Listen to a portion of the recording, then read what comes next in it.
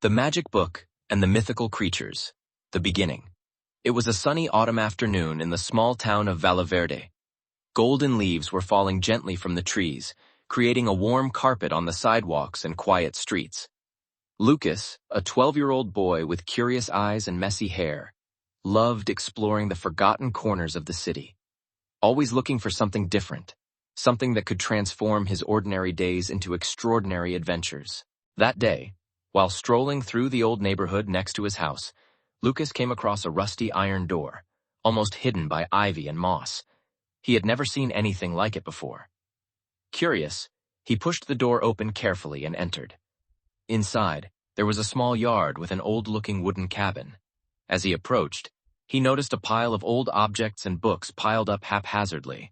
Among them was a dark wooden box, decorated with strange runes and symbols that looked more like mysterious drawings.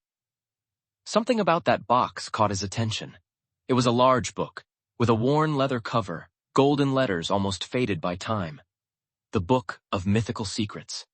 Unable to know exactly why, Lucas opened the book. When he touched it, a cold sensation ran through his body, as if the book were alive. Inside the worn pages, there were drawings of incredible beings. Dragons, phoenixes, mermaids, elves, and many others that he had only seen in movies or ancient legends. On the first page, elegant and delicate writing read, "This book allows whoever possesses it to speak with creatures beyond the ordinary, as long as they know how to understand their signs." Lucas was amazed. Was it just an old book, or was it something more? He turned the pages, discovering stories of magical beings and forgotten legends. Still, nothing suggested how to use the book to actually speak with these beings. Suddenly, one page in particular caught his attention. It was an illustration of a fairy with glowing wings next to a text that read, "To speak to a magical being, that creature must want to speak to you too. There must be a sign, a special connection." Lucas thought for a moment, remembering the stories he had heard from his grandmother about beings that lived hidden among humans, waiting for someone to help them, or who could understand them. Without thinking twice, he closed his eyes, held the book tightly, and let himself be enveloped by the silence of the afternoon, trying to feel some sign, some whisper, that could indicate that the creature was listening to him.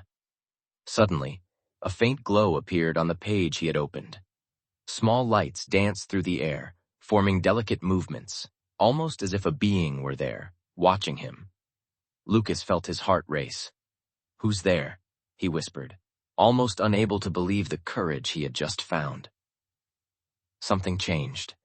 The light vibrated more intensely, and in an instant, a delicate figure appeared before him, almost like a shadow made of light, with bright eyes and a curious expression. "Did you hear my call?" asked the creature with a soft voice like the sound of a breeze. Lucas stopped, stunned. He didn't know exactly what to expect, but he felt like his life had just changed forever.